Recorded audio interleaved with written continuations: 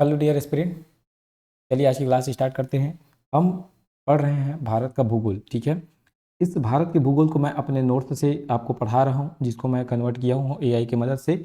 उसके बाद इसको मैं आपको पढ़ा रहा हूँ। ठीक है, अगर आप चैनल पर पहली बार आए तो आपसे रिक्वेस्ट है कि चैनल को सब्सक्राइब कर ले और मेरे नोट्स के द्वारा जो है आप अपना पढ़ाई कंप्लीट करें। क्योंकि अगर आप देखेंगे सीजीपीएससी प्री हो, चाहे अगर आप व्यापम एग्जाम की तैयारी करते हो, तो उसमें से भूगोल के जो है क्वेश्चन लगातार बनते हैं। ठीक है, भूगोल का क्वेश्चन तो आता ही है।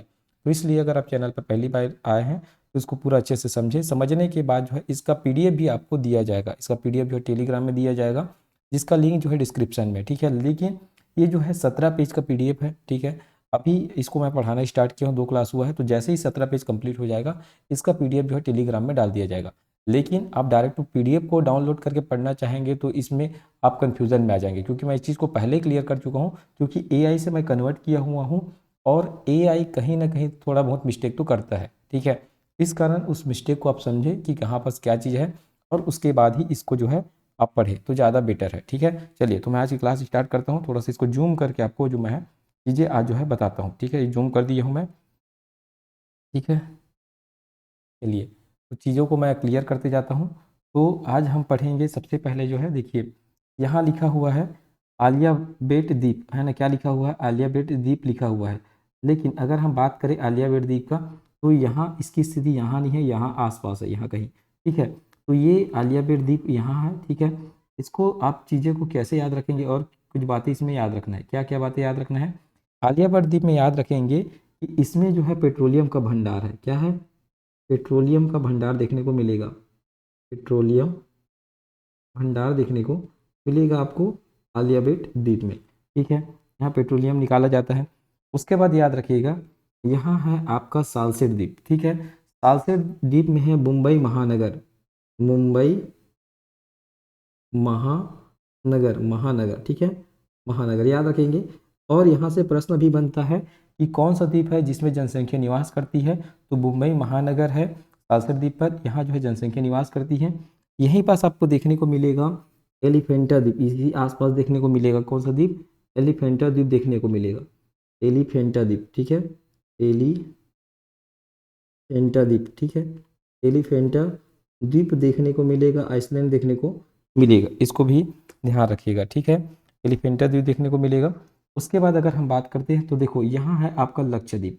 ठीक है, अब लक्षद्वीप के बारे में कुछ बातें याद रखना है। सबसे पहले तो इसकी राजधानी याद रखो। ठीक है, सबसे पहले तो राजधानी याद रखो। पूछा जाता है इसको तो कवारती। ठीक है, राजधानी क्या है? कवारती। ठीक है, सबसे बड़ा शहर की बात करें इस पे, तो सबसे बड़ा शहर है एड्रोट। ठीक है, एड्रोट जो है सबसे बड़ा इसका शहर है, सबसे बड़ा शहर एड्रोस शहर। ठीक है, उसके बाद याद रखिएगा, ठीक है, यहाँ पास आपको देखने को मिलेगा ये मिनी का है। ये क्या है? मिनी का है, मिनी का है।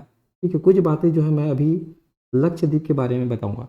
तो लक्षद्वीप जो है एक प्रवाल द्वीप है, याद रखिएगा। कैसा द्वीप है? प्रवाल द्वीप है, इसको ध्यान रखिएगा, क्वेश्चन पूछा जाता है। तो कौन सा द्वीप प्रवाल द्वीप से है या प्रवाल से बना हुआ है? तो लक्षद्वीप जो है प्रवाल द्वीप है। अब प्रवाल क्या होता है, प्रश्न तो ये भी है। तो प्रवाल क्या होता है? तो प्रवाल एक जीव है। ठीक है, प्रवाल क्या है? प्रवाल एक जीव है जिसकी लंबाई जो है 2 सेंटीमीटर तक होती है। ठीक है, जिसकी लंबाई कितनी होती है? 2 सेंटीमीटर तक होती है। और ये कैल्शियम कार्बोनेट के खोल के अंदर रहता है, मतलब जो चूना पत्थर है ना, उसके खोल के अंदर अंदर जो है रहता है। आप पूछेंगे अब सर तो समुद्र के अंदर चूना पत्थर कहाँ है ना, तो आप जो घोंघा के नाम से जानते हैं, जो आपको सी छोटा छोटा जो है आप सी देखते हैं। ठीक है, तो उसमें जो है ना, आप घोंघा जिसको बोलते हैं सामान्य भाषा में, तो उसके अंदर जो जीव रहता है उसी को बोलते हैं प्रवाल जीव। ठीक है, प्रवाल जीव बोला जाता है। अब जो है उसको रहने के लिए, उसको उत्पन्न होने के लिए जो है एक गर्म जो है वो जलवायु की आवश्यकता होती है। तो समुद्र के अंदर वो रहता है। जब समुद्र के अंदर रहता है ना, तो अगर वो लंबाई में रहे ऐसे, ठीक है, ऐसे लंबाई में रहे, तो इसको बोला जाता है भित्ति। इसको क्या बोला जाता है? प्रवाल भित्ति। जो प्रवाल जो है ऐसे लंबाई में रहे तो इसको प्रवाल भित्ति, और ऐसे जो गोलाई में रहे, ऐसे प्रकार से गोलाई में रहे तो इसको बोला जाता है प्रवाल द्वीप। इसको क्या बोला जाता है? द्वीप कहा जाता है। तो भित्ति और द्वीप में अंतर है। अगर द्वीप की बात करें, है ना, तो वो गोलाई में रहेगा। भित्ति की बात करें तो वो लंबाई रहेगा। तो प्रवाल जीव जब लंबाई में रहे तो वो भित्ति कहलाता है। प्रवाल जीव जब वो गोलाई में रहे, ठीक है, जो घूंगा है, तो वो जो कहा क्या कहलाता है? प्रवाल द्वीप कहलाता है। ठीक है, और इसका जो विकास है हमेशा गर्म समुद्र में होता है, याद रखेंगे, उष्णकटिबंधीय क्षेत्रों में होता है। ठीक है, चलिए अब जो है इधर इधर से ही आपको क्लियर करते हुए चलता हूँ नीचे से ऊपर की ओर। ठीक है, अब यहाँ याद रखेंगे ये पम्बन द्वीप है, इसी को बोलते हैं रामेश्वरम द्वीप, पम्बन द्वीप। ठीक है, याद रखेंगे, है ना। और यहाँ पास है धनुष की कोटी। ठीक है, और यहाँ पास क्या है, यहाँ पास है धनुष की कोटी। ठीक है, याद रखेंगे, ये है धनुष की कोटी, धनुष की कोटी। ठीक है, ये धनुष की कोटी, याद रखेंगे, ये है धनुष की कोटी, इसको भी पूछा जाता है। ठीक है, और यहाँ पास ही है, ऐसे ऐसे पुल बना हुआ है। ठीक है, इसके ऐसे पुल बना हुआ है, तो इस पुल को बोलते हैं राम सेतु। क्या बोलते हैं, राम सेतु बोलते हैं। और इसी को बोला जाता है आदम का पुल। क्या बोला जाता है, आदम का पुल कहा जाता है। क्या कहा जाता है, आदम का पुल कहा जाता है, इस बात को भी ध्यान रखेंगे। उसके बाद यहाँ आंध्र प्रदेश में है श्रीहरिकोटा। ठीक है, अब जानते हैं श्रीहरिकोटा है यहाँ आंध्र प्रदेश में, इसको सतीश धवन के नाम से जाना जाता है। किस नाम से जाना जाता है, सतीश धवन के नाम से जाना जाता है। और जो ये रामेश्वरम है, जो पम्बन द्वीप है, ये तमिलनाडु में है, इसका भी स्थान याद रखिएगा, ये तमिलनाडु में है, इसको भी ध्यान रखिएगा। उसके बाद ये व्हीलर द्वीप, ये व्हीलर द्वीप कहाँ है, उड़ीसा में है। ये कहाँ है, उड़ीसा में। ठीक है, याद रखिएगा, यहाँ है उड़ीसा में। ठीक है, उड़ीसा में, तो इसको भी ध्यान रखिएगा। अब उसके बाद ठीक है, कोको द्वीप में जाने से पहले ये जो उत्तरी अंडमान है, ठीक है, अंडमान और निकोबार जो द्वीप समूह है, इसको पूरा डिटेल से मैं आपको समझा देता हूँ, ताकि यहाँ से जो भी क्वेश्चन बने आपसे बने। ठीक है, चलिए, तो कुछ कुछ बातें जो है मैं इसके बारे में बताता हूँ, जिसको ध्यान रखना है अंडमान और निकोबार के बारे में, क्योंकि यहाँ से क्वेश्चन बनता है, बहुत सारे क्वेश्चन बनते हैं। ठीक है, चलिए याद रखेंगे। तो यहाँ है, सबसे पहले आपको दिख रहा है उत्तरी अंडमान, उत्तरी अंडमान दिख रहा है। तो उत्तरी अंडमान में है सैडल द्वीप। क्या है, सैडल द्वीप, सैडल द्वीप, याद रखेंगे, उत्तरी अंडमान में है सैडल द्वीप। तो पूछा जाता है सैडल द्वीप कहाँ है, तो सैडल द्वीप है उत्तरी अंडमान में। ठीक है, और जो ये मध्य अंडमान है, सभी अंडमान में ये सबसे बड़ा है। ठीक है, मध्य अंडमान जो है सबसे बड़ा है, ध्यान रखिएगा, सबसे बड़ा है। और जो दक्षिणी अंडमान है, जो दक्षिण अंडमान है, यहाँ है, यहाँ पोर्ट ब्लेयर। क्या है, पोर्ट ब्लेयर है, याद रखिएगा। ठीक है, मतलब यहाँ जो है हवाई जहाज वगैरह उतरता है, और दक्षिणी अंडमान में एयरपोर्ट है यहाँ। ठीक है, क्या है, एयरपोर्ट है, पोर्ट ब्लेयर यही है। ठीक है, ध्यान रखिएगा, दक्षिणी अंडमान में। तो 3 अंडमान बताए, उत्तरी अंडमान, मध्य अंडमान और दक्षिणी अंडमान। उत्तरी अंडमान की खासियत है यहाँ सैडल द्वीप है। मध्य अंडमान की खासियत है कि ये सबसे बड़ा है। ठीक है, तीनों अंडमान में। और दक्षिणी की खासियत है कि यहाँ जो है पोर्ट ब्लेयर है। क्या है, पोर्ट ब्लेयर है, मतलब तीनों चीज़ों में तीनों की अलग अलग विशेषता है, तीनों को ध्यान रखेंगे। ठीक है, उसके बाद याद रखेंगे जो दक्षिणी अंडमान है, ठीक है, और जो लिटिल अंडमान है, जो दक्षिणी अंडमान है और जो लिटिल अंडमान है, इसी के बीच में जो है, याद रखेंगे, 10 डिग्री चैनल है। क्या है, 10 डिग्री चैनल है, याद रखेंगे, क्या है, 10 डिग्री चैनल है, बहुत ही इंपॉर्टेंट है। ठीक है, ठीक, आपको 10 डिग्री चैनल देखने को मिलेगा दक्षिणी अंडमान और लिटिल अंडमान के बीच में। ठीक है, मतलब दो द्वीप के समूह के बीच में जो पानी ऐसे गुजरता है ना, उसको चैनल कहा जाता है। दो द्वीपों के बीच में जो ना जो पानी ऐसे गुजरता है सकरानुमा, ठीक है, उसको बोला जाता है चैनल। तो दक्षिणी अंडमान और लिटिल अंडमान के बीच में जो है 10 डिग्री चैनल देखने को मिलेगा, 10 डिग्री चैनल आपको देखने को मिलेगा, ध्यान रखिएगा। ठीक है, उसके बाद याद रखिएगा जो ग्रेट निकोबार है, ठीक है, ग्रेट निकोबार में है सबसे दक्षिणतम बिंदु है ना, इंदिरा पॉइंट। ग्रेट निकोबार में क्या है, भारत का सबसे दक्षिणतम बिंदु है द्वीप सहित इंदिरा पॉइंट। ठीक है, वो ग्रेट निकोबार में स्थित है, ध्यान रखिएगा। ठीक है, उसके पहले है कार निकोबार। ठीक है, चलिए, कार निकोबार की कोई भी विशेषता नहीं है, इसको ध्यान उतना ज़्यादा इंपॉर्टेंट नहीं है, इसको नहीं भी याद रखेगा तो भी चलेगा। तो मैं बताया उत्तरी अंडमान, मध्य अंडमान, दक्षिणी अंडमान। उत्तरी अंडमान में सैदल द्वीप, मध्य अंडमान जो है सबसे बड़ा है, दक्षिणी अंडमान जो है यहाँ है पोर्ट ब्लेयर। उसके बाद दक्षिणी अंडमान और लिटिल अंडमान के बीच है आपका 10 डिग्री चैनल। उसके बाद है ग्रेट निकोबार, तो ग्रेट निकोबार में है इंदिरा पॉइंट, जो भारत की सबसे दक्षिणतम पॉइंट है। अब इसके बाद कुछ कुछ बातें और याद रखना, जैसे उत्तरी अंडमान और मध्य अंडमान। ठीक है, उत्तरी अंडमान और मध्य अंडमान के बीच आपको देखने को मिलेगा ये जो है नारकोंडम द्वीप, ये गलत लिखा हुआ है, ये यहाँ आएगा। ठीक है, नारकोंडम द्वीप उत्तरी अंडमान की स्थिति पूछा जाता है, ध्यान रखिएगा। तो उत्तरी अंडमान, ठीक है, उत्तरी अंडमान और मध्य अंडमान के बीच देखने को मिलेगा नारकोंडम द्वीप देखने को मिलेगा। यहाँ एक ज्वालामुखी है जो सुसुप्त ज्वालामुखी है, कहने का मतलब उसमें कभी भी अब उद्गार नहीं होगा, उसको बोलते हैं सुसुप्त ज्वालामुखी। ठीक है, तो उत्तरी अंडमान और मध्य अंडमान के बीच देखने को मिलेगा नारकोंडम द्वीप। अब मध्य अंडमान, ठीक है, मध्य अंडमान और दक्षिणी अंडमान, ठीक है, मध्य अंडमान और दक्षिणी अंडमान के बीच देखने को मिलेगा ये बैरन द्वीप। ठीक है, बैरन द्वीप कहाँ देखने को मिलेगा? तो बैरन द्वीप देखने को मिलेगा आपको मध्य अंडमान दक्षिणी अंडमान के बीच में। ठीक है, तो ये बैरन द्वीप में है। ठीक है, ज्वालामुखी है, यही कैसा ज्वालामुखी है? तो ये सक्रिय ज्वालामुखी। सक्रिय ज्वालामुखी कहने का मतलब कि यहाँ कभी कभी उद्गार अभी भी होता है, तो इसको बोलते हैं सक्रिय ज्वालामुखी। तो उम्मीद करता हूँ अब ये अंडमान और निकोबार आपको क्लियर हो गया होगा। ठीक है, तो यहाँ से क्वेश्चन बनता है, इतना जो पॉइंट बताया बस इतना को याद रख लीजिए, अंडमान निकोबार से संबंधित जो है क्वेश्चन लगभग लगभग जो है बन जाएगा। ठीक है, ध्यान रखिएगा। ठीक, चलिए उसके बाद याद रखिएगा कुछ बातें और जो है। ठीक है, यहाँ पर जो है ये कोको द्वीप देखने को मिल रहा है। क्या है? कोको द्वीप देखने को मिल रहा है। ठीक है, तो ये म्यांमार वाला एरिया है। कोको द्वीप केवल यहाँ नहीं है, इधर भी है कोको द्वीप। ठीक है, इसको भी कोको द्वीप कहा जाता है, ध्यान रखिएगा।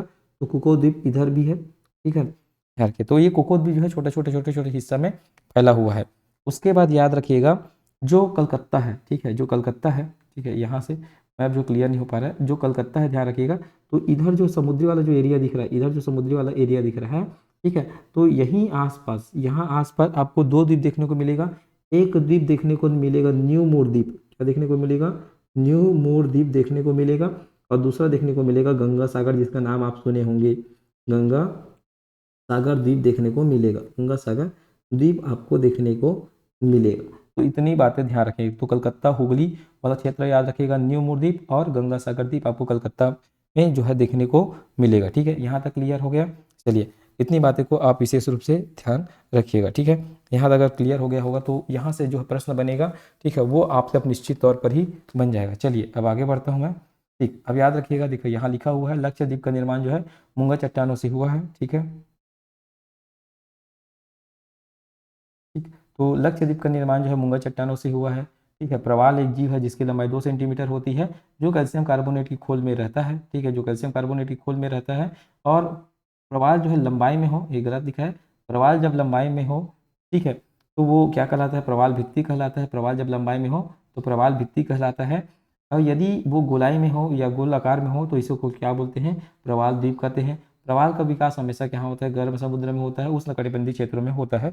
इसको मैं बहुत अच्छे से बताया था। ठीक है, उसके बाद देखो यहाँ एक चीज़ और याद रखनी ना, कि जो 9 डिग्री चैनल है, ठीक है, 9 डिग्री चैनल को याद रखना। कार निकोबार और जो लक्षद्वीप है ना, लक्षद्वीप ग्रुप है, ठीक है, इसके बीच में आपको ये मिनी कॉय यहाँ देखने को देखिए मिलेगा। ये 9 डिग्री चैनल मिनी कॉय, ठीक है, ये मिनी कॉय है, ये मिनी कॉय, और ये लक्षद्वीप है, इसके बीच आपको 9 डिग्री चैनल देखने को मिलेगा। और लिटिल अंडमान और कार निकोबार के बीच दिखेगा 10 डिग्री चैनल। ये दिखा है, आपको बता दी हूँ ऑलरेडी मैं। ठीक है, इसको याद रखिएगा। तो 10 डिग्री चैनल को कभी कभी पूछ लेते हैं, इसको ध्यान रखिएगा। ठीक है, अंडमान द्वीप समूह को मरकत द्वीप भी कहते हैं। ठीक है, इसको भी ध्यान रखिएगा। अंडमान जो द्वीप समूह समूह है इसको मरकत द्वीप भी कहा जाता है। ठीक है, चलिए उसके अलावा अब देखो, अब हम बात करते हैं कि ये मान लो ये भारत का नक्शा है। ठीक है, तो ये भारत की अगर नक्शा है, ठीक है, तो इधर जो है आपको समुद्र देखने को मिलेगा। ठीक है, तो समुद्र से जो है अब इस तट एरिया से जो है दूरी के हिसाब से जो है हमको कुछ कुछ अधिकार मिले होते हैं, जिसको बोलते हैं हम समुद्री अधिकार। क्या बोलते हैं? समुद्री अधिकार। मतलब समुद्र में कुछ कुछ कार्य करने का अधिकार हमको दिया जाता है, जैसे जिसको बोलते हैं अनक्लॉज। अनक्लॉज का मतलब है united nation convention on law of sea. मतलब एक नियम बनाया गया था, अधिनियम बनाया गया था कि आप समुद्र क्षेत्र में, है ना, जो हिस्सा जो दूरी तय बताई गई है, उन दूरी पर आप क्या क्या कार्य कर सकते हैं, कितना कितना अधिकार आपको दिया जाता है। जैसे 12 समुद्री मील, है ना, 12 समुद्री मील, मतलब क्या लिखिएगा, 12 समुद्री मील तक की दूरी में प्रादेशिक समुद्री सीमा बोलते हैं इसको। 12 समुद्री तक की मील की दूरी को क्या बोलते हैं? सामुद्रिक, है ना, प्रादेशिक समुद्री सीमा बोलते हैं। इसमें संपूर्ण अधिकार होता है। संपूर्ण अधिकार कहने का मतलब है कि हम टैक्स वगैरह या अपना जो भी कार्य है यहाँ हम जो है कर सकते हैं। उसके बाद आता है संलग्न क्षेत्र या अविच्छिन्न क्षेत्र, है ना, इसको क्या बोलते हैं? संलग्न क्षेत्र या अविच्छिन्न क्षेत्र। ठीक है, ये जो होता है 24 समुद्री मील तक होता है। कॉन्टिन्यूस जो है क्षेत्र होता है, कॉन्टिन्यूस क्षेत्र बोलते हैं। 24 समुद्री मील तक होता है। यहाँ साफ सफाई का अधिकार होता है। ठीक है, साफ सफाई का अधिकार होता है। सीमा शुल्क वसूलने का अधिकार होता है। वित्तीय अधिकार होता है, मतलब पैसा वगैरह वसूलने का यहाँ जो है हमको अधिकार दिया जाता है। उसके बाद एक आता है अनन्य क्षेत्र। इसको क्या बोलते हैं? अनन्य आर्थिक क्षेत्र बोलते हैं। ये 200 समुद्री मील तक की दूरी होता है। ठीक है, यहाँ जितने भी संसाधन है, पेट्रोलियम वगैरह, इसका जो है दोहन करने का अधिकार होता है। नए द्वीप का निर्माण करने का जो है अधिकार होता है। वैज्ञानिक अनुसंधान करने का जो है अधिकार होता है। ठीक है, ध्यान रखिएगा। तो ये जो है आपका 12 समुद्री मील, 24 समुद्री मील और 200 समुद्री मील, तीनों के नाम को पूछा जाता है। ठीक है, प्रादेशिक समुद्री मील की सीमा, ठीक है, तो 12 समुद्री मील तक, संलग्न क्षेत्र की सीमा 24 समुद्री मील तक, और अनन्य आर्थिक क्षेत्र की सीमा जो है 200 समुद्री मील तक होता है। ठीक है, इस बात को ध्यान रखिएगा। कहाँ कौन कौन सा अधिकार हमको दिया गया, इसको ध्यान रखिएगा। संपूर्ण अधिकार बोल दिया मतलब उसमें ये सब अधिकार भी सम्मिलित है, साफ सफाई वाला, संसाधनों का दोहन वाला। ठीक है, इसीलिए इसको जो बोला है संपूर्ण अधिकार बोला है। ठीक है, अब उसके बाद जो विशेष अधिकार है, यहाँ यहाँ लिख दिया हूँ मैं क्या क्या जो है विशेष अधिकार है, कौन कौन से समुद्री मील पर मिलता है, इसको ध्यान रखिएगा क्योंकि यहाँ से जो है प्रश्न पूछा जाता है। ठीक है, चलिए इसके बाद जो है और आगे हम बढ़ते हैं। ठीक है, अब जो है भारत की भूगर्भीय चट्टानें और उनमें मिलने वाले खनिज के बारे में बात करेंगे। ठीक है, भारत की भूगर्भीय चट्टानें और उसमें मिलने वाले खनिज के बारे में बात करेंगे। देखो, मैं ये जो भूगोल पढ़ा रहा हूँ एकदम डिटेल नहीं पढ़ा रहा हूँ, इस चीज़ को ध्यान रखिएगा। मैं पहले क्लियर करता हूँ, ये जो भूगोल पढ़ा रहा हूँ मैं डिटेल नहीं पढ़ा रहा हूँ, इसको वन डे एग्जाम को क्विक रीजन के तौर पर आपको याद दिलाने के लिए मैं पढ़ा रहा हूँ। चाहे आप CGPSC प्री की तैयारी कर रहे हो, चाहे ऐसा कोई एग्जाम जो वन डे एग्जाम है और जो तुरंत है, ठीक है, अब आपको तुरंत रिवीजन करके जाना है तो क्या क्या आप रिवीजन कर सकते हैं, इसलिए जो है इसको मैं पढ़ा रहा हूँ, इसको ध्यान रखिएगा। ठीक है, तो चलिए, तो अब हम बात करते हैं भारत की भूगर्भीय चट्टानें और उसमें मिलने वाले खनिज। ठीक है, तो आप जानते हैं चट्टानें, ठीक है, कौन कौन से चट्टानें हैं। सबसे पहले आप जानते हैं आर्कियन क्रम की चट्टानें हैं, जो सबसे पुरानी चट्टानें, ध्यान रखिएगा। उसके बाद आर्कियन क्रम की चट्टानें जब टूटती है तब वहाँ के उसके अवक्षय से, उसके अवक्षेपण से, ठीक है, या जब उसके आर्कियन के टूटने के बाद क्या बनता है, धारवाड़ क्रम की चट्टानें बनता है। फिर धारवाड़ के टूटने से कडप्पा क्रम की चट्टानें बनता है, कडप्पा के बाद विंध्यन क्रम की चट्टानें, फिर गोंडवाना, फिर दक्कन ट्रैप। ठीक है, तो इस क्रम को ध्यान रखिएगा। ठीक है, तो ये जो है आर्कियन क्रम की चट्टानें सबसे पुरानी चट्टानें हैं, और दक्कन ट्रैप जो चट्टानें हैं वो सबसे नई चट्टानें होती है। तो चट्टान में पूछा जाए तो दक्कन ट्रैप जो है सबसे नई चट्टान है, और सबसे पुरानी चट्टान की बात किया जाए तो आर्कियन जो है सबसे पुरानी चट्टान है। इस बात को विशेष रूप से आप ध्यान रखिएगा। ठीक है, अब देखो यहाँ एरिया बना हुआ है। ठीक है, यहाँ जो जो है इस चीज़ को क्लियर करिएगा। ठीक है, यहाँ जो है अरावली पर्वत श्रेणी आप जानते हैं, अरावली पर्वत श्रेणी, ठीक है, सबसे पुराना है ना, सबसे प्राचीनतम पर्वत श्रेणी अरावली पर्वत श्रेणी आप जानते हैं इधर। ठीक है, अब उसके बाद इधर देखो, ये जो महाराष्ट्र वाला जो क्षेत्र है, ठीक है, महाराष्ट्र वाला क्षेत्र में ध्यान रखिएगा, इधर है आपको दक्कन ट्रैप देखने को मिलेगा। क्या देखने को मिलेगा, दक्कन ट्रैप देखने को मिलेगा। जो MP वाला जो क्षेत्र है, MP वाले क्षेत्र में विंध्यन क्रम की चट्टानें देखने को मिलेगा। ठीक है, उसके बाद जो है ये दक्कन की पठार देखने को मिलेगा, छत्तीसगढ़ का नीचे वाला हिस्सा, इधर आंध्र प्रदेश, इधर जो है आपका आंध्र प्रदेश तेलंगाना वाला हिस्सा इधर देखेंगे तो इधर दक्कन ट्रैप, दक्कन का पठार देखने को मिलेगा। इधर जो है कुडक्का क्रम की चट्टानें जो कर्नाटक है ना वाला जो क्षेत्र है, ठीक है, कुडप्पा जो आंध्र प्रदेश है, ठीक है, जो आंध्र प्रदेश है वहाँ जो है कुडप्पा क्रम की चट्टानें देखने को मिलेगा।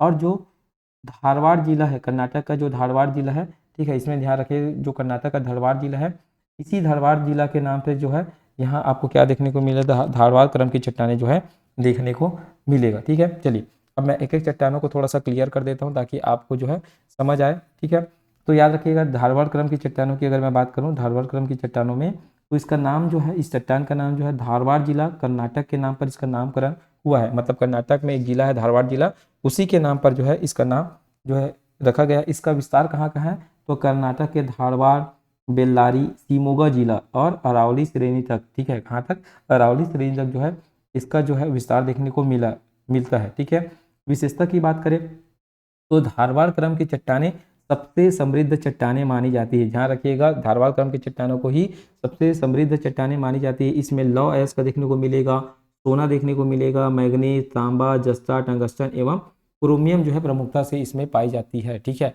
विशेष रूप से ध्यान रखिएगा। ठीक है, आप छत्तीसगढ़ में भी पढ़ते हैं धारवाड़ क्रम की चट्टानें, तो उसमें आपको जो है जो मुख्य खनिज है वो यहाँ देखने को मिलता है। ठीक है, उसके बाद विंध्यन क्रम की चट्टानें की बात करें तो विशेषता की बात करें तो विंध्यन क्रम की चट्टानें में हीरा पाया जाता है। ध्यान रखिएगा, विंध्यन क्रम की चट्टानों में क्या पाया जाता है, तो हीरा पाया जाता है, याद रखिएगा। और विंध्यन क्रम की चट्टानें कुछ भाग में है ना, विंध्यन क्रम की चट्टानें जो है कुछ मात्रा में जो है आंध्र प्रदेश में पाया जाता है, कुछ भाग में जो है आंध्र प्रदेश में पाया जाता है, ध्यान रखिएगा। उसके बाद आता है गोंडवाना क्रम की चट्टानें। आप जानते हैं गोंडवाना क्रम की चट्टानों से आपको जो है खनिज कैसा खनिज देखने को मिलेगा? कोयला देखने को मिलेगा, ठीक है। तो विशेषता क्या है? तो गोंडवाना क्रम की चट्टानें प्रमुख रूप से नदी घाटी के किनारे पाई जाती है ना, क्योंकि नदी की घाटी के किनारे होते हैं, क्योंकि जितने भी जीव जंतु के अवशेष है ना, जो पेड़ पौधे हैं वो सालों दर सालों तक जम गए हैं, ठीक है, दब गए हैं, और दबने के बाद जो जो है गोंडवाना क्रम की चट्टानों का जो है निर्माण होता है, ठीक है।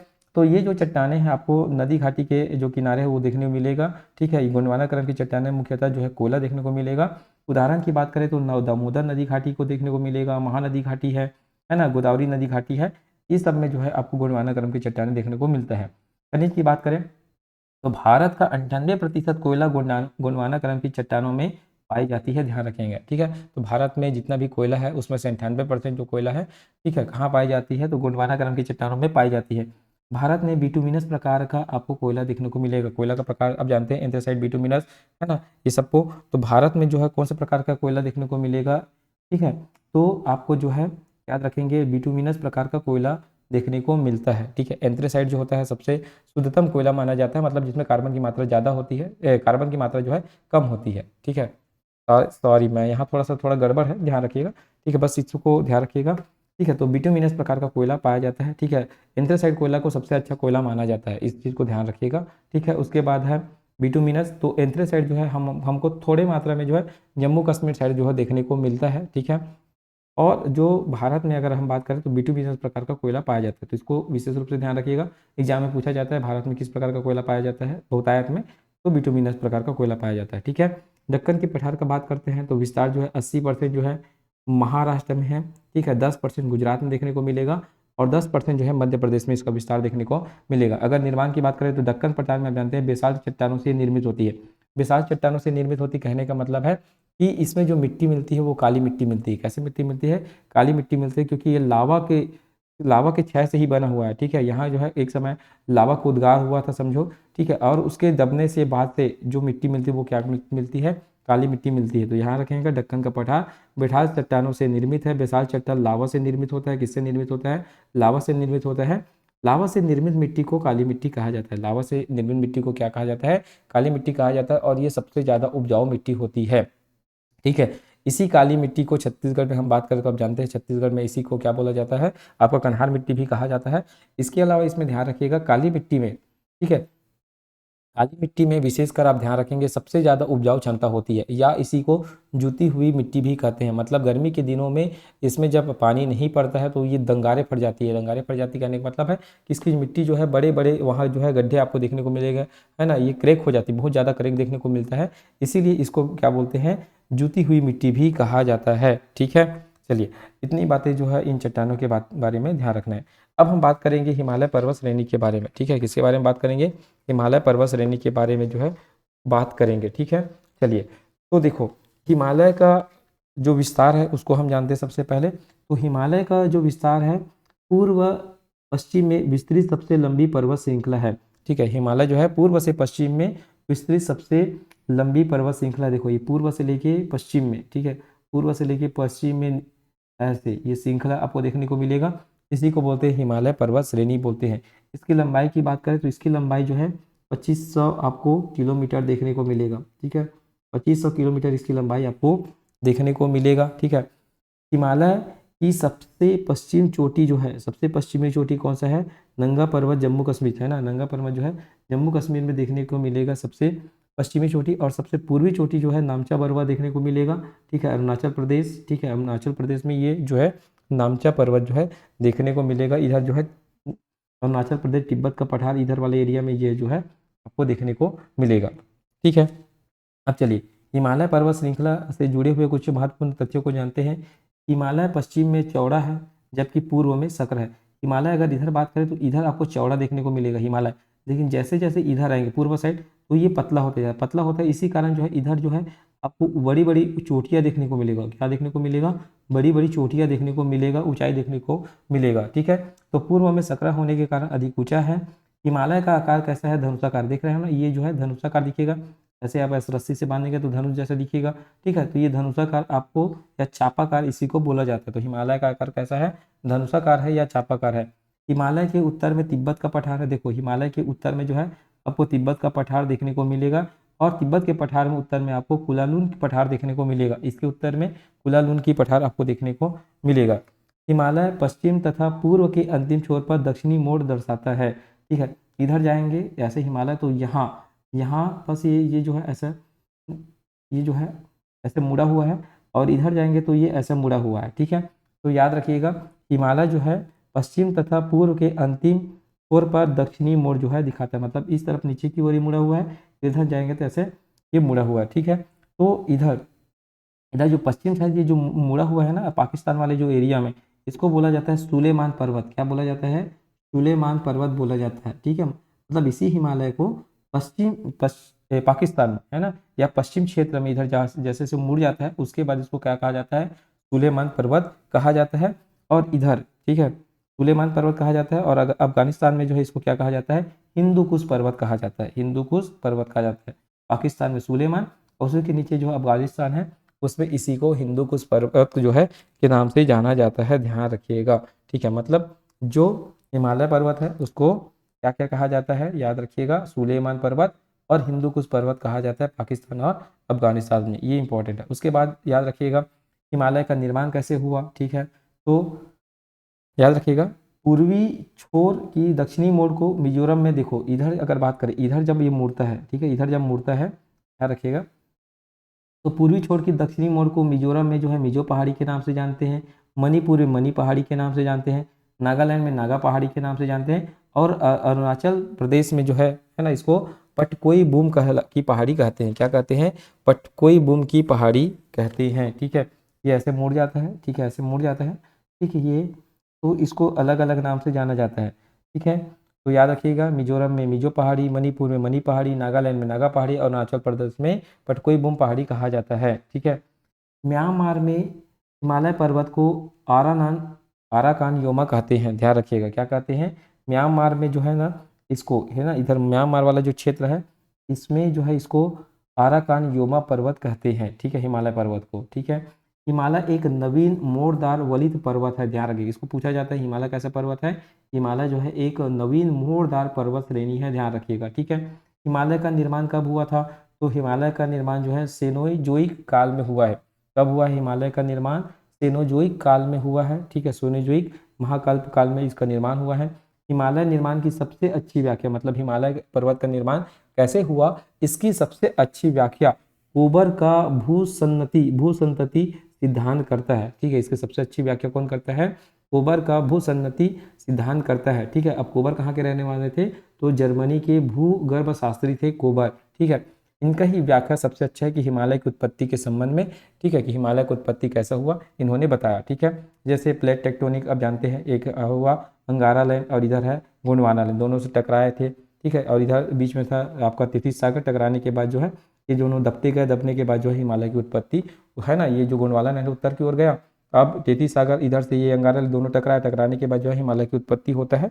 इस चीज़ को आप जो है बहुत अच्छे से अवेलेबल बहुत सारा वीडियो इसका, तो आप जो है उसको वीडियो के तौर पर देख सकते हैं, तो आपको ज़्यादा अच्छे से क्लियर होगा। ठीक है, इस चीज़ को ध्यान रखिएगा, हिमालय की उत्पत्ति की सबसे अच्छी व्याख्या कुबर का भूसंतति सिद्धांत या प्लेट टेक्टोनिक के बारे में सबसे अच्छा कौन बताता है? तो याद रखिएगा कोबर। ठीक है, इसको पूछा जाता है। ठीक है, उतना इंपॉर्टेंट नहीं है मेरे हिसाब से, आप जो जो बातें मैं बताऊँ उसको बस आप ध्यान रखिएगा। ठीक है, क्योंकि मैं क्विक रिवीजन करा रहा हूँ आपको, ताकि आप जो है चीज़ों को बहुत अच्छे से समझ पाए। ठीक है, चलिए उसके बाद हिमालय पर्वत की अपन श्रृंखला देखते हैं। हिमालय पर्वत की श्रृंखला, ठीक है, तो हिमालय पर्वत श्रृंखला के बारे में अगर मैं बात करूं, देखो तो हिमालय पर्वत जो है 4 भागों में इसको बांटते हैं। कितने भागों में बांटे हुए हैं? 4 भागों में बांटे हुए हैं। आप इसको ध्यान रखिएगा। सबसे पहले ऊपर वाले हिस्से को है ना, इस ऊपर वाले हिस्से को याद रखिएगा, इसको बोलते हैं पार हिमालय। इसको क्या बोलेंगे? पार हिमालय बोलते हैं। ठीक है, हिमालय के ऊपर इसको पार हिमालय या ट्रांस हिमालय। उसके बाद वृहद हिमालय आएगा, उसके नीचे क्या आएगा? वृहद हिमालय। ठीक है, तो ऐसा मैं बनाते जाता हूँ ताकि आप याद रखें। एक होगा सबसे पहले पार हिमालय, फिर उसके बाद होगा वृहद हिमालय, वृहद हिमालय के बाद मध्य हिमालय, मध्य हिमालय के बाद ये लघु हिमालय। ठीक है, या इसी को बोलते हैं शिवालिक हिमालय। ठीक है, याद क्या बोलते हैं इसको? शिवालिक हिमालय भी कहते हैं। ठीक है, तो 4 हिमालय याद रखिएगा। पार हिमालय, एक पार, या इसी को बोलते हैं ट्रांस हिमालय, पार या ट्रांस हिमालय। उसके बाद याद रखिएगा इसको बोलते हैं वृहद हिमालय, वृहद वृहद हिमालय या सर्वोच्च हिमालय बोलते हैं, सर्वोच्च हिमालय, वृहद हिमालय। उसके बाद याद रखिएगा मध्य हिमालय, मध्य हिमालय या इसी को लघु हिमालय भी कहा जाता है। उसके बाद जो है शिवालिक, शिवालिक हिमालय, शिवालिक हिमालय, ठीक है, इसको बोलते हैं शिवालिक हिमालय। तो ये 4 हिमालय है, ठीक है, हिमालय को 4 भागों में बांट दिए, ठीक है, याद रखिएगा। अब उसके बाद इसमें कुछ कुछ बातें मैं बताऊंगा जिसको ध्यान रखने हैं, खासकर जो है पार हिमालय या ट्रांस हिमालय के बारे में, ठीक है। चलिए अब जो है पार या ट्रांस हिमालय के बारे में अपन जानते हैं। उसके पहले जो है उसको क्लियर करने से पहले जो है आपको सबसे ऊंची पर्वत चोटियों को भी बता देता हूँ, ठीक है, इसको एक बार ध्यान रखिएगा। तो देखो माउंट एवरेस्ट, माउंट एवरेस्ट कहाँ है तो नेपाल में है। माउंट एवरेस्ट कहाँ है तो ये देखो नेपाल है, ठीक है, यहाँ है माउंट एवरेस्ट, ठीक है, याद रखिएगा। तो सबसे ऊंची पर्वत चोटी कौन सी है, माउंट एवरेस्ट है जो नेपाल में है। उसके बाद भारत की अगर बात करी जाए तो भारत का याद रखें K2, ठीक है, कहाँ है K2, ध्यान रखिए K2 इंपॉर्टेंट है। K2 इसको गार्ड आस्टविन भी बोलते हैं, गार्डविन आस्टिन भी बोला जाता है, ठीक है, K2। उसके बाद कंचनजंगा है सिक्किम में, ठीक है। उसके बाद मकालू है नेपाल में, ये बना हुआ सब है ना, मकालू है नेपाल में। धौलागिरी है नेपाल में। नंगा पर्वत है जम्मू कश्मीर में। अन्नपूर्णा है नेपाल में। नंदा देवी त्रिशूल है उत्तराखंड में। बंदरपूछ है उत्तराखंड में। बद्रीनाथ है उत्तराखंड में। कामेत है उत्तराखंड में। तो ये सभी बना हुआ है, तो विशेष रूप से ध्यान रखिएगा, ठीक है। बस स्थिति को ध्यान रखिएगा। सबसे पहले याद रखिएगा सबसे ऊंचा जो पर्वत चोटी है वो है माउंट एवरेस्ट, वो कहाँ है तो नेपाल में। अगर भारत की बात करें तो K2 है, जिसको गार्डविन आस्टिन भी कहा जाता है, इस बात को ध्यान में रखिएगा। अब मैं जो है आपको पार हिमालय के बारे में कुछ कुछ बातें बताता हूँ जिसको आप जो है विशेष रूप से ध्यान रखिएगा, बहुत इंपॉर्टेंट है। देखो ट्रांस या पार हिमालय हिमालय के उत्तर में स्थित है, इसको अभी बता दिया है ना। ये देखो सब देखो इस अगर मैं इस शिवालिक हिमालय से बात करूं तो सब उत्तर में एक दूसरे के, सब एक दूसरे के उत्तर में है, उत्तर में उत्तर में, ठीक है, दिख रहा है। तो शिवालिक हिमालय के उत्तर में है मध्य लघु हिमालय, मध्य लघु हिमालय के उत्तर में है वृहद हिमालय, वृहद हिमालय के उत्तर में है पार या ट्रांस हिमालय, शिवालिक हिमालय के उत्तर में है ट्रांस हिमालय, वृहद हिमालय, मध्य हिमालय। तो सभी जो है शिवालिक के उत्तर में, ध्यान रखिए, मतलब सब उत्तर में। तो ट्रांस या पार हिमालय हिमालय के उत्तर में स्थित है, ठीक है, इसको ध्यान रखिएगा। ट्रांस हिमालय के अंतर्गत हिमालय के उत्तर में 3 पर्वत श्रेणियों को शामिल किया जाता है, ठीक है, जम्मू कश्मीर राज्य में, ठीक है। ट्रांस हिमालय के अंतर्गत 3 पर्वत श्रेणियों को शामिल किया जाता है, ध्यान रखिएगा, ठीक है, विशेष रूप से, ठीक। उसके बाद याद रखिएगा ट्रांस हिमालय का निर्माण जो है तिथि सागर में जमे अवसादों से नहीं हुआ है, ये इंपॉर्टेंट है, ठीक है, इसको ध्यान रखिएगा। जो ट्रांस हिमालय है इसका निर्माण जो है तिथि सागर में जमे अवसादों से नहीं हुआ। अभी आपको बताया कि जब कोबर का भू संतति सिद्धांत जब है ना, तिथि सागर में क्या हुआ, 2 प्लेटों के बीच टकराव हुआ, फिर जो है हिमालय की उत्पत्ति हुआ, ठीक है। लेकिन हिमालय की उत्पत्ति से पहले जो है ये ट्रांस हिमालय बन गया था, ठीक है। तो ट्रांस हिमालय का निर्माण जो है तिथि सागर के अवसादों से नहीं हुआ है। ट्रांस हिमालय यूरेशियन प्लेट का भाग है, किसका भाग है ये, यूरेशियन प्लेट का भाग है, ध्यान रखिएगा, ये यूरेशियन प्लेट का भाग है। ट्रांस हिमालय का निर्माण जो है हिमालय से पूर्व हो चुका था, ठीक है। ट्रांस हिमालय वर्ष भर हिमाच्छादित रहती, हिमाच्छादित रहती कहने का मतलब है कि वर्ष भर उसमें बर्फ जमा रहता है, इसमें वनस्पतियां नहीं पाई जाती है। तो याद रखेंगे ट्रांस हिमालय में वनस्पतियां नहीं पाई जाती है। ट्रांस हिमालय की काराकोरम श्रेणी भारत की सबसे ऊंची चोटी है, ठीक है। ट्रांस हिमालय की जो काराकोरम श्रेणी है, ठीक है, यहाँ है काराकोरम श्रेणी, ये जिक्र है ना, ये काराकोरम श्रेणी है, ठीक है, ये सबसे ऊंची चोटी है। क्या है, सबसे ऊंची चोटी, देखो ये है आपका काराकोरम, ध्यान रखिएगा, ठीक है, ऐसे काराकोरम आपको देखने को मिलेगा, ठीक है, याद रखिए काराकोरम। तो क्या बोल रहा था मैं, ट्रांस हिमालय की काराकोरम भारत की सबसे ऊंची चोटी है। भारत की सबसे ऊंची चोटी K2 गार्डविन आस्टिन काराकोरम पर ही स्थित है। कहाँ स्थित है, काराकोरम पर स्थित है, याद रखिए K2 काराकोरम, ठीक है। काराकोरम श्रेणी की 4 प्रमुख ग्लेशियर हिमनद पाए जाते हैं, याद रखिएगा काराकोरम श्रेणी पर 4 प्रमुख ग्लेशियर पाए जाते हैं। अब 4 प्रमुख ग्लेशियर आपको मैं बता देता हूँ कौन कौन सा है, सियाचिन, हिस्पर, ब्यापो और बाल्टोरो। तो यहाँ 4 आपको ग्लेशियर देखने को मिलेगा, ठीक है, ऐसे 4 ग्लेशियर, 1 2 3 4 ग्लेशियर देखने को मिलेगा। देखो येलो येलो में कर दिया हूँ, चारों का नाम क्रम से आपको याद है, कौन कौन सा, सियाचिन ग्लेशियर, ठीक है, सियाचिन, हिस्पर, ब्यापो और बाल्टोरो, ये 4 ग्लेशियर जो है आपको काराकोरम श्रेणी में देखने को मिलेगा, ठीक है। तिब्बत में काराकोरम को कैलाश पर्वत कहते हैं, तिब्बत में काराकोरम को, देखो ये ऐसे आएगा ना तिब्बत वाले एरिया में, तो इसी को क्या बोलते हैं, कैलाश पर्वत श्रेणी कहते हैं, ठीक है। काराकोरम के दक्षिण में लद्दाख श्रेणी है, काराकोरम के दक्षिण में लद्दाख श्रेणी, और लद्दाख के दक्षिण में जो है जास्कर श्रेणी को देखने को मिलेगा। ये काराकोरम श्रेणी फिर आपको लद्दाख श्रेणी, फिर जास्कर से, तो कालजा के नाम से इसको याद रख सकते हैं। काराकोरम श्रेणी देखो कॉलेज के नाम से भी याद रख सकते हैं, कॉलेज ऐसे कॉलेज भी याद रख लीजिए या कालजा भी याद रख लीजिए। तो ये हो गया काराकोरम लद्दाख जास्कर, काराकोरम लद्दाख जास्कर, काराकोरम के बाद काराकोरम के दक्षिण में लद्दाख, लद्दाख के दक्षिण में जो है आपका जास्कर श्रेणी देखने को मिलेगा। तो कालजा या कॉलेज जैसे आप याद रखना चाहे रख सकते हैं। तो सबसे ऊपर है आपका काराकोरम, फिर उसके मध्य में है आपका लद्दाख, उसके बाद जो है जास्कर श्रेणी देखने को मिलेगा। ठीक है, याद रखिएगा। सिंधु नदी लद्दाख एवं जास्कर पर्वतों के बीच में बहती है ना। सिंधु नदी जो है देखो, अब मैं इसको थोड़ा सा मैं मिटा दूं, देखो ये लद्दाख समझिए, ठीक है, यहाँ लद्दाख है और यहाँ जास्कर है, तो इसी के बीच में जो है सिंधु नदी जो है बहती है। कहाँ बहती है? सिंधु नदी इसी के बीच में आपको बहती हुई दिखाई पड़ेगी। तो सिंधु नदी लद्दाख एवं जास्कर पर्वतों के बीच में बहती है। लेह सिंधु नदी के किनारे स्थित है। ठीक है, जो लेह जिला है सिंधु नदी के किनारे स्थित है। लेह सिंधु के दाएं तट पर स्थित है। लेह जो है सिंधु के दाएं तट पर स्थित है, याद रखिएगा। ठीक है, बहुत ही इंपॉर्टेंट है। तो लेह कहाँ है? सिंधु नदी के किनारे और सिंधु नदी के दाएं तट पर स्थित है लेह। ठीक है, चलिए इसके बाद जो है और इसमें बहुत सारे बातें जो है और मेरे को बताना है। ठीक है, तो आपका ट्रांस या पार हिमालय के बारे में। उसके बाद देखो ये तो डायरेक्ट आपका बृहद हिमालय आएगा।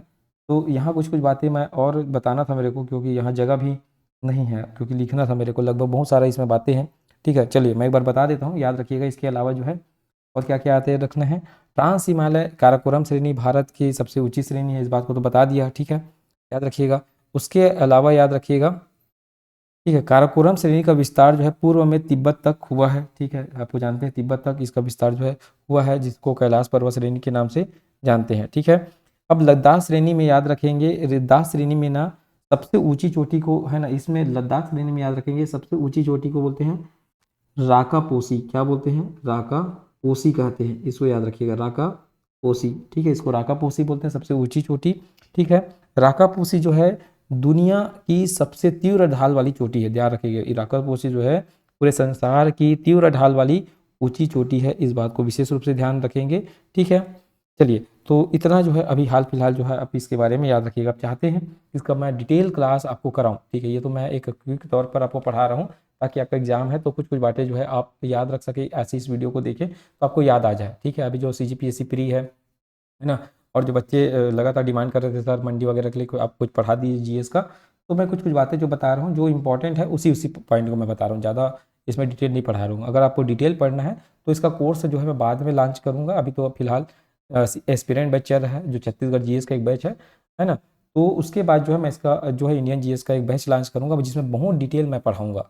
ठीक है, आप एक एक चीज़ को बहुत अच्छे से आपको समझा दूंगा कि कहाँ क्या क्या है, और पूरा मैप आप समझेंगे। ठीक है, तो उसके लिए आप वेट कर सकते हैं, बट आप क्विक रीजन के तौर पर इस वीडियो को भी देख कर जाएंगे ना, तो गारंटी है मेरा कि यहाँ से लगभग लगभग जो क्वेश्चन आएगा वो आपसे हैंडल हो जाएगा। ठीक है, चलिए तो आज की क्लास को मैं यही समाप्त करता हूँ। उम्मीद करता हूँ यहाँ तक आपको समझ आया होगा। ठीक।